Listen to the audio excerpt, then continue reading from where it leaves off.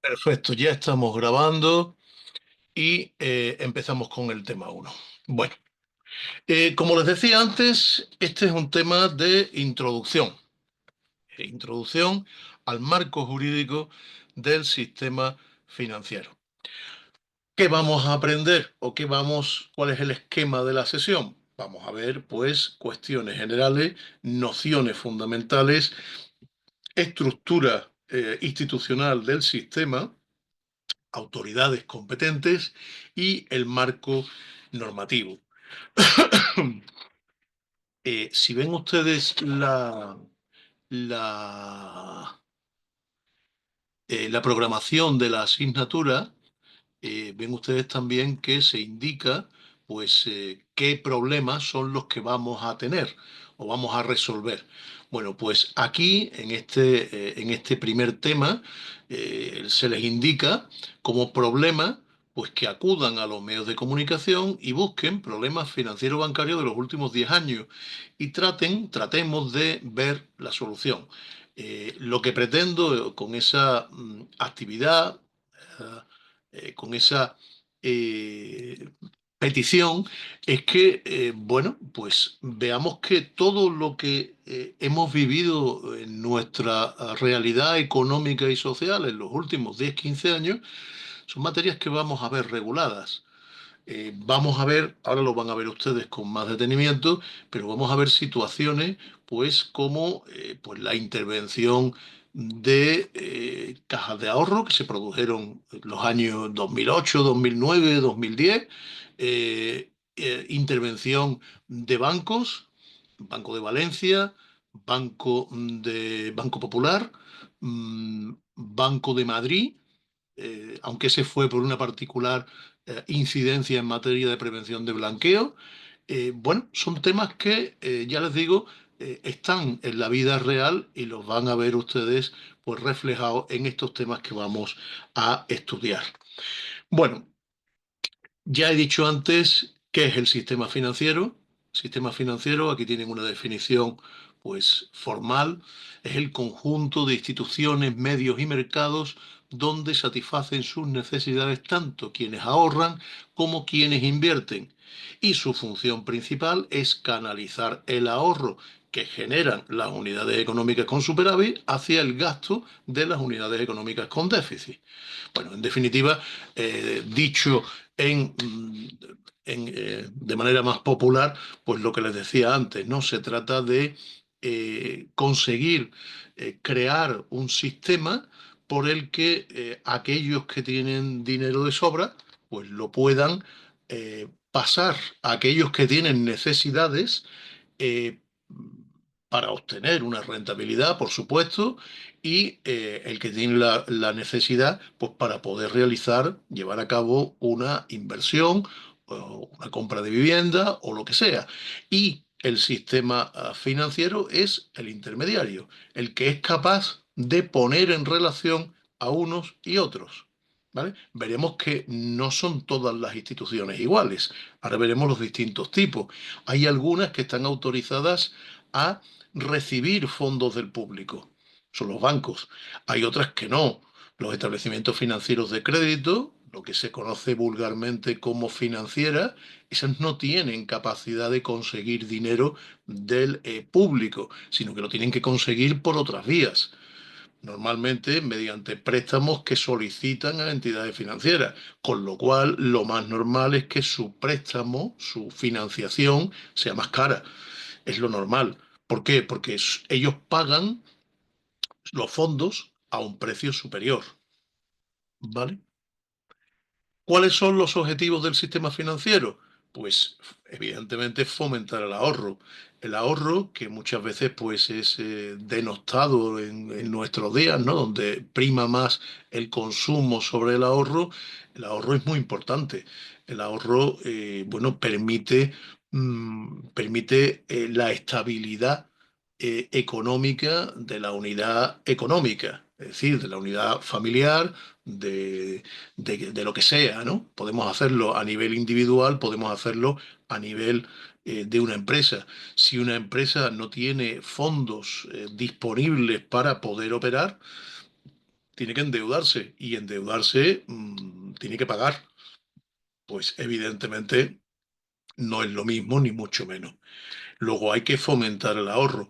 Recordarán ustedes la existencia de las cajas de ahorro, que fueron entidades que se pusieron de moda, por decirlo de alguna manera, y que empezaron a regularse pues a partir del siglo XIX. El siglo XIX hubo incluso una norma de 1840 y pico, creo recordar, en la que se instaba a las diputaciones, a las provincias, a crear pues cajas de ahorros en sus provincias. Y tenían un sistema que era, bueno, pues tenían la función de, por un lado, recabar los ahorros y fomentar el ahorro entre las clases populares y, por otro lado, pues dar préstamos a bajo tipo de interés. Ese era el origen de las cajas de ahorro, que evolucionaron, pues su época de esplendor fue los años 50, 60, 70, 80 del siglo XX. El nacimiento fue, ya digo, a mediados del siglo XIX, más o menos, bueno, y su caída fue pues cuando los mercados fueron tan grandes que era necesario conseguir fondos. Y claro, sin tener accionistas, sin poder cotizar en bolsa, pues tenían muy pocos recursos de donde, muy pocas fuentes de donde obtener recursos. Y de ahí la quiebra del sistema y la desaparición de la figura. En realidad siguen existiendo, hay una ley de cajas de ahorro, pero hay solo dos cajas de ahorro en España. Una está en Mallorca, que es Sanostra, no, Sanostra, no.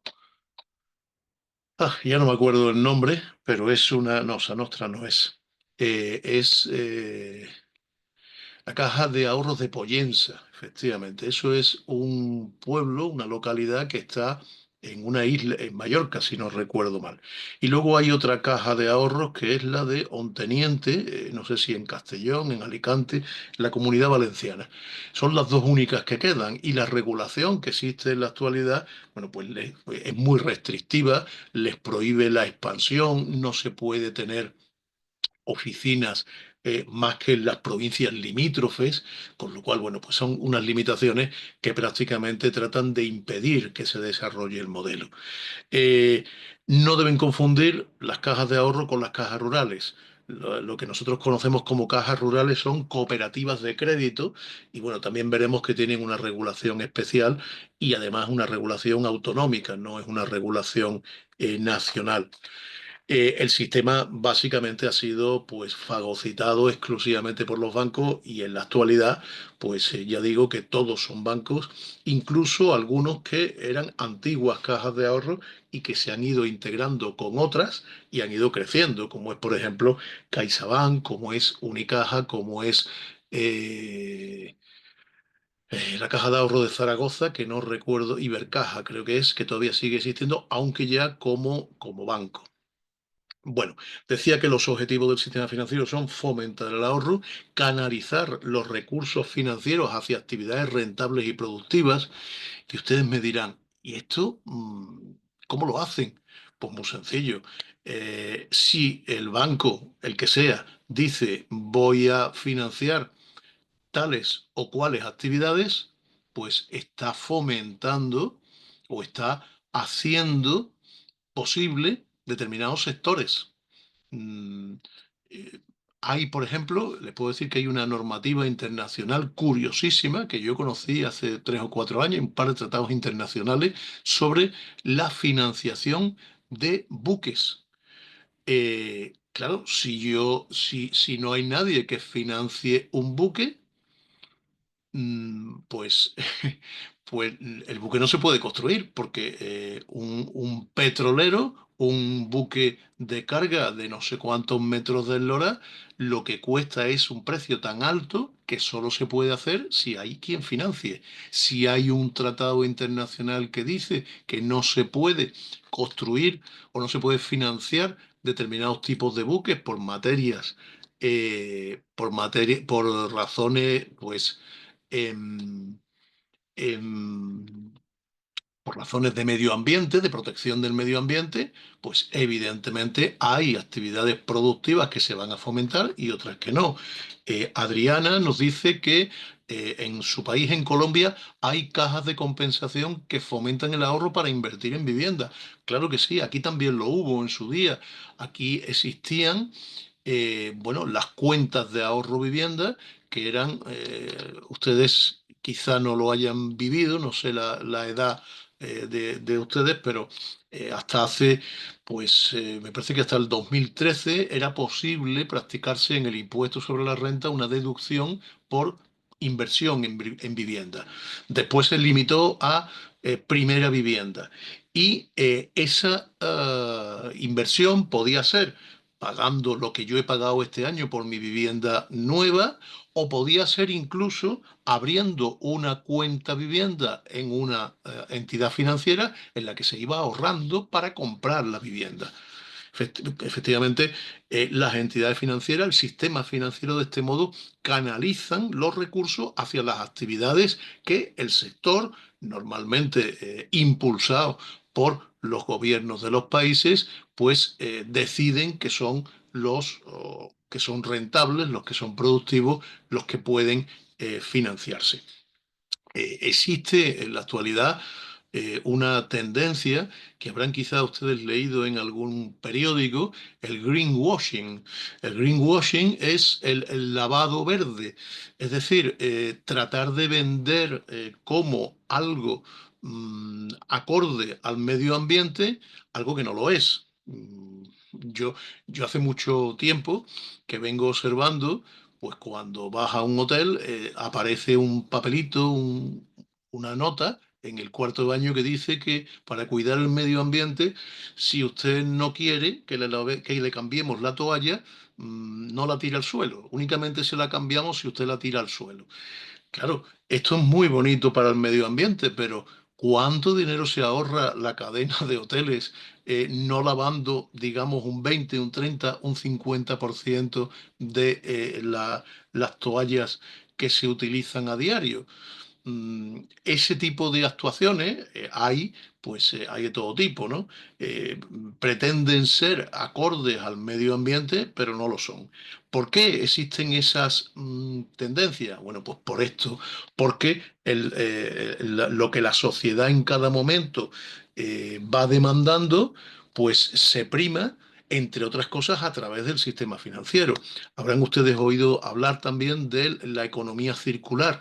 La economía circular, que es simplemente propiciar que en vez de tirar las cosas cuando no funcionan, pues tratemos de arreglarlas, ¿no? O le demos un segundo uso. Yo le puedo decir que cuando yo era un niño, eso era lo normal. O sea, yo heredaba los pantalones de mis padres y los zapatos, si no estaban, cuando a él no le servían, pues, sobre todo con los hermanos, ¿no? Que le crecía el pie, pues el pequeño heredaba los zapatos del mayor. Eso era lo normal. Hemos pasado unos años de expansión económica en la que eso pues se ha ido perdiendo y ahora pues parece que lo estamos redescubriendo. A mí me hace mucha gracia eso, ¿no? Cuando hablan de la economía circular. La economía circular ya digo que es, pues bueno, hay esos chistes que circulan por internet que dicen que eso se ha hecho toda la vida, ¿no? Si hoy me ha sobrado pues un poquito de carne, mañana hago un revuelto de no sé qué y echo la carne que me ha sobrado. Y al día siguiente de comida, pues con lo que ha sobrado de no sé qué, hago otra cosa, ¿no? Pues eso son tendencias políticas que deciden los estados en cada momento y que se fomentan y se pueden utilizar a través del sistema financiero. Por último, dice que también como objetivo tener flexibilidad para adaptarse a los cambios. Eso es fundamental. Si de repente hemos dicho que ya no queremos construir vehículos que se muevan por gasolina o por gasoil, y que ahora los queremos eléctricos, pues hay que cambiar el sistema. Y para cambiar el sistema, pues el sistema financiero es muy fácil de utilizar porque es cuestión de cambiar las políticas de financiación para que se cambie, se adapte a las necesidades de cada momento. Bueno, ¿cuáles son los elementos del sistema financiero? Pues básicamente tenemos productos, mercados y personas que actúan en el mercado, los intermediarios. Los productos, pues los productos son activos y pasivos. Cuando hablamos de activo y pasivo, pues está visto desde el punto de vista de la entidad financiera. Un activo para la entidad financiera es un préstamo que le hace a una empresa, a un particular, y que éste le retribuye el préstamo, el dinero. Mientras que el pasivo es lo contrario, es cuando recibe fondos de quien tiene superávit económico y por tanto es la entidad financiera la que tiene que pagar por ese pasivo. Bueno, ¿qué son los mercados financieros? Pues los mercados financieros son los lugares o los mecanismos a través de los cuales se produce el intercambio. La bolsa, cuando escuchamos hablar de la bolsa era físicamente un lugar donde se compraban y vendían esos activos, se hacía físicamente. En la actualidad ya no existe como tal, ya todo es electrónico y todo se hace a través de mecanismos, ya no es un lugar, sino que es un mecanismo de intercambio de los distintos productos financieros. Por último, los intermediarios. Los intermediarios son las personas jurídicas, las empresas de inversión, las empresas financieras que median entre los que tienen exceso de dinero y los que tienen necesidad de dinero, según se indica, para abaratar los costes en la obtención de financiación y para facilitar la transformación de unos productos en otros, haciéndolos más atractivos para ambos. Claro, imaginemos que no existieran los bancos. Mm, que yo le prestara, si somos un pueblo de 15 habitantes, pues a mí me sobra, yo le presto a mi vecino y mi vecino me retribuye. Pero claro, eso no es, primero, no es viable en un mercado amplio, en una población amplia, y en segundo lugar, los costes de agencia que tiene eso serían muy altos, porque claro, ¿cómo me voy a fiar yo de mi vecino, de que me va a devolver el dinero? Yo tendría que investigar si lo doy, si no lo doy, si lo presto, si me lo va a devolver, si se lo gasta en algo bueno. ¿Cómo hacemos para que sea más eficiente? Pues creando un sujeto profesional que se dedica exclusivamente a eso. ¿Vale? El otro día escuchaba un podcast muy interesante sobre los inversores directos. Es decir, el, el- el que no compra acciones o no participa en los mercados financieros, sino que interviene para financiar directamente a una empresa. Y decía bueno, el que lo comentaba, que era un señor con una experiencia pues, muy amplia, no recuerdo ni siquiera el nombre, pero era alguien con muchos conocimientos y experiencia. Y decía que, claro, es posible que un banco haya determinadas actividades que no las financie. ¿Por qué? Pues porque tiene regulación, pues porque tiene que no está dispuesto a asumir un riesgo que ponga en peligro los ahorros de sus accionistas, etcétera. Y entonces él decía, donde no llega la financiación del sistema financiero, llega el tercero, el privado, que financia. Este hombre lo que se dedicaba o lo que hacía era fondos que gestionan dinero de inversores y que a su vez lo invierten en este tipo de sociedades que no cotizan en bolsa y que lógicamente tienen que estudiar, analizar y controlar. Si eso lo hiciera o pretendiera hacerlo un particular, pues el coste sería desmedido. ¿Cómo lo optimizamos? Pues creando esos intermediarios financieros. Dice también que otra de las finalidades de estos intermediarios es facilitar la transformación de unos productos en otros. Claro, eh, ¿qué es un fondo de titulización? Pues el fondo de titulización, que lo veremos también, consiste en una estructura que permite emitir títulos por los que se solicita al público financiación, estampitas, por hablar en términos muy coloquiales, eh, pagando una determinada retribución. Por ejemplo, imagínense que emite bonos al 3%, ¿vale? Y hay un montón de gente que compra esos bonos y recibe el 3% de rentabilidad anual de esos bonos. Bueno, eh, ¿de dónde sale el dinero para pagar esa retribución? Pues el dinero para pagar esa retribución sale de que ese fondo al mismo tiempo compra créditos a otras entidades financieras. Compra hipotecas, compra préstamos que con los intereses que pagan los intereses de los bonos. ¿Vale? Con lo cual, vean ustedes cómo hemos convertido un préstamo que tenía alguien en un producto que permite obtener financiación para pagar ese préstamo. ¿Vale? Eh, Resulta curioso. Esto les pondré un vídeo porque esto precisamente es una de las razones de la crisis del 2008. La crisis económica del 2008 fue una crisis que surgió por un problema de una burbuja financiera en Estados Unidos provocada por los préstamos que no se pagaban.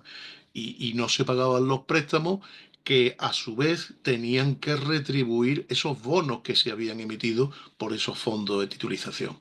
Bueno, pues eso es un sistema por el cual un producto financiero, un préstamo, lo he convertido en un bono de titulización.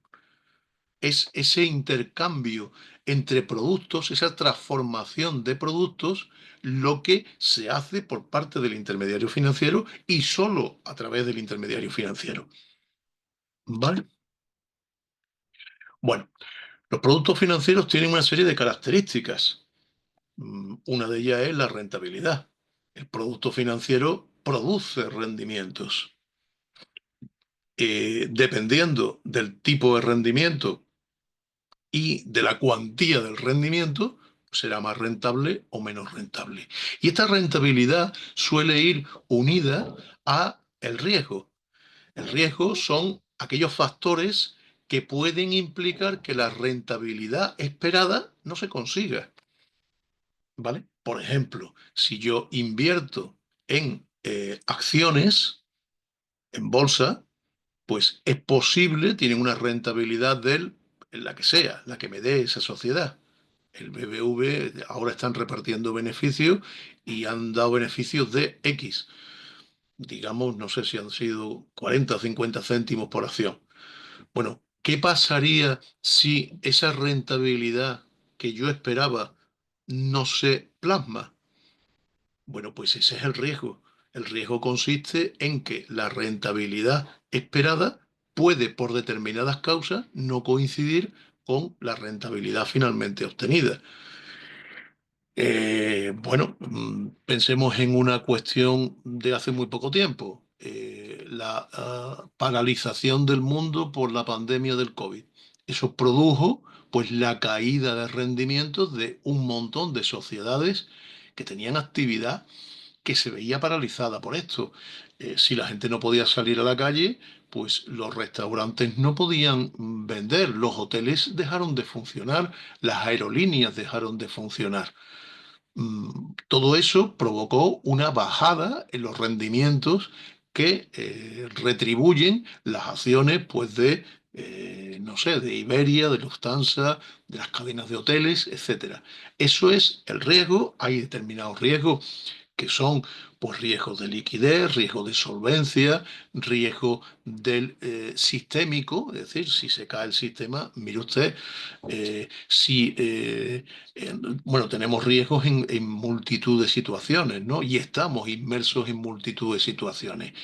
Si la guerra de Ucrania se soluciona o no se soluciona en los próximos 2 meses, pues estoy seguro de que provocará una subida, una bajada de los mercados financieros. ¿Por qué? Porque esos productos pueden estar basados en sectores para los que la estabilidad es muy importante. Recuerdan ustedes también hace pues un par de años o por ahí, o quizá un poco más, hubo un accidente en el canal de Panamá, creo que fue en el canal de Panamá o en el canal de Suez, y se atascó. Atascarse el canal significa que las mercancías no llegan. Si las mercancías no llegan, pues los fabricantes de determinados productos con esas mercancías no pueden fabricarlos. Lógicamente, son riesgos que provocan caídas de los productos financieros que dependen de esas circunstancias. Por último, la liquidez.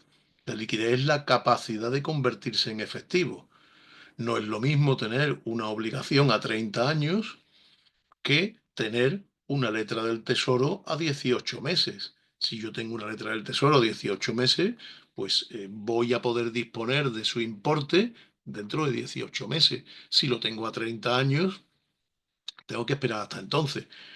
Habrá mercados donde yo pueda, pueda vender esos productos, pero esos productos, posiblemente el precio de esos productos dependerá de esa liquidez. Si el mercado es mayor o menor, pues dependerá su posibilidad de enajenación.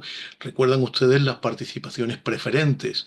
Las participaciones preferentes eran títulos que daban derecho a percibir una retribución fija, una retribución que era, bueno, pues el pago del préstamo en que consistía la participación.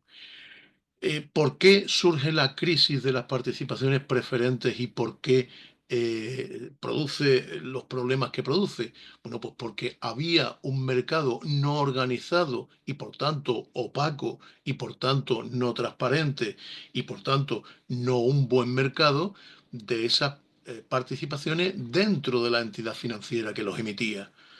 Pero en un momento determinado el Banco de España dice, no se puede crear este mercado. Si usted quiere, vaya a un mercado oficial. Claro, en el mercado oficial ya no era lo mismo. Esa inexistencia de mercado provocó la iliquidez del producto y provocó, bueno, de hecho provocó pues la desaparición de alguna caja de ahorros porque eran los principales emisores de esas participaciones preferentes. Aquí el riesgo es de liquidez, de convertir el producto financiero que tengo en dinero. Como veremos, en la actualidad hay un sistema de información del consumidor que habrán visto ustedes un numerito que aparece 1/6, por ejemplo, en los contratos de plazo fijo, en las cuentas corrientes, etcétera. Bueno, pues eso significa que me está diciendo que el producto es el más líquido que hay, se convierte en dinero de inmediato, por eso tiene nivel 1.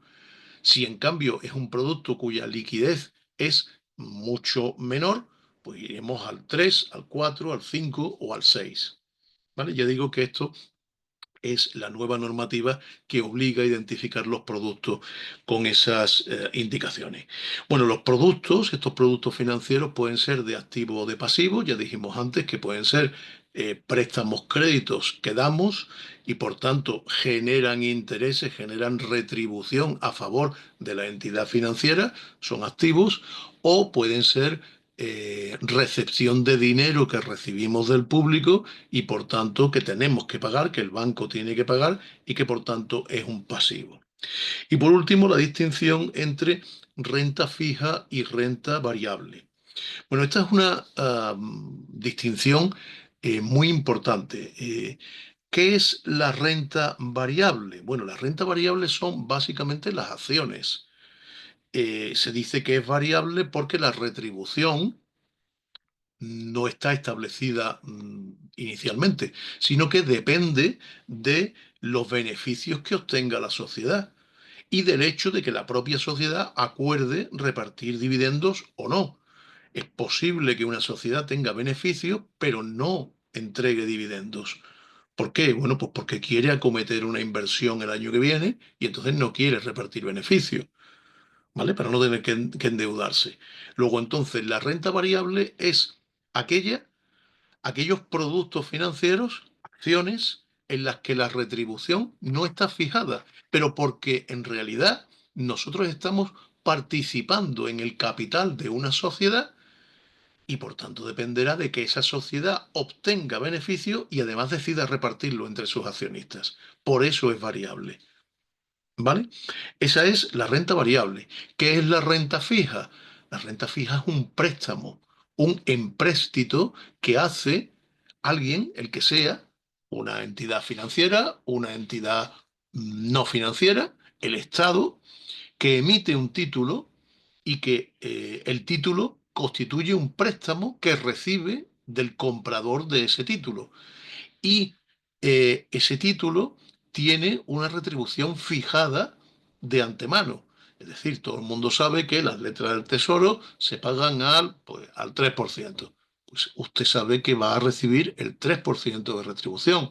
Las obligaciones del Estado al 5%. Los pagarés de empresa, los pagarés del Corte Inglés, pues al no sé cuánto. Es decir, aquí son unos títulos, unos documentos que se emiten que alguien compra a cambio de recibir una retribución fija y por eso se llaman de renta fija. Aquí, pase lo que pase, siempre se va a cobrar, con independencia de que haya reparto de beneficio o no. ¿Vale? Porque en realidad lo que estamos haciendo es un préstamo. Préstamo a tercero que nos paga los intereses. ¿Vale? Bueno, lo vamos a dejar aquí porque ya empezaríamos con los mercados financieros y prefiero parar aquí, nos quedan 3 minutillos y la verdad es que para ser el primer día mi garganta pues se resiente un poco. No sé si tenéis alguna pregunta o sugerencia o alguna cuestión.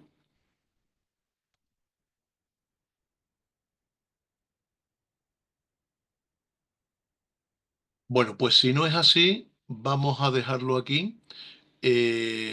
Vamos a intentar, échenle ustedes, yo voy a subir la presentación ya a la web, échenle un vistazo al tema y yo les pediría que pues de aquí al lunes eh, mm, vamos busquen ustedes algún tipo de referencia de alguna cuestión que tenga que ver con esto para que podamos comentarla, que creo que es interesante. Adriana nos pregunta si vamos a ver líneas de crédito diferentes a las convencionales. No sé a qué te refieres con eso, pero líneas de crédito, leasing de importación o manejo de crédito en moneda extranjera. No está en el temario, pero si tenéis interés en saber algo de eso, bueno, el leasing de importación o no es el mismo. O sea, si yo quiero adquirir una máquina en régimen de leasing, le digo a la entidad financiera de leasing, quiero esta máquina. La máquina puede que se fabrique y compre en España o puede que se fabrique en China. Pues esa sería el leasing de importación, pero yo digo que las condiciones para mí son exactamente las mismas. Y los créditos en moneda extranjera, bueno, en España no están permitidos los créditos, no están permitidas las operaciones en moneda extranjera. Lo que sí es posible es el crédito documentario, que quizás es a lo que te estás refiriendo, que es si yo compro una mercancía en China, esa máquina, ¿cómo la pago? Pues una forma de pagarla es a través de lo que se llama un crédito documentario, en el que el banco me da el crédito y yo le encargo al banco que vigile que la mercancía, a través de determinados documentos, ha llegado a España y está en condiciones de serme entregada, pues en perfectas condiciones. Mm, Eso es el crédito documentario. El crédito documentario responde a un problema que tienen todas las importaciones. Yo no me fío de pagar la máquina al comerciante chino por anticipado y él no se fía de enviarme la máquina hasta que yo no le pague. Claro, ¿cómo nos ponemos de acuerdo? Eh, Nos ponemos de acuerdo a través de un tercero que si él manda la mercancía, le asegura que yo tengo dinero y que le va a pagar. Y ese es el banco, ese es el crédito documentario. Buena pregunta, Raúl. La de para aprobar la materia. Hay una ponderación, creo que es 60-40, si no recuerdo mal, eh, y entonces tenéis que aprobar el examen, bueno, sacar una nota que sumada a la evaluación continua, que son los test de cada tema y las actividades, pues permitan superar la asignatura. Eh, de todas maneras, como tenemos un foro que es precisamente para el tema de examen, pues lo voy a colgar ahí y así tenemos toda la información. ¿Vale? Bueno, si no hay ninguna otra cuestión, pues nos vemos la semana que viene. Supongo que, que tendremos siempre la clase los miércoles, salvo alguna semana que yo no pueda. Y, y nos vemos entonces. ¿Vale? Que tengáis buena semana.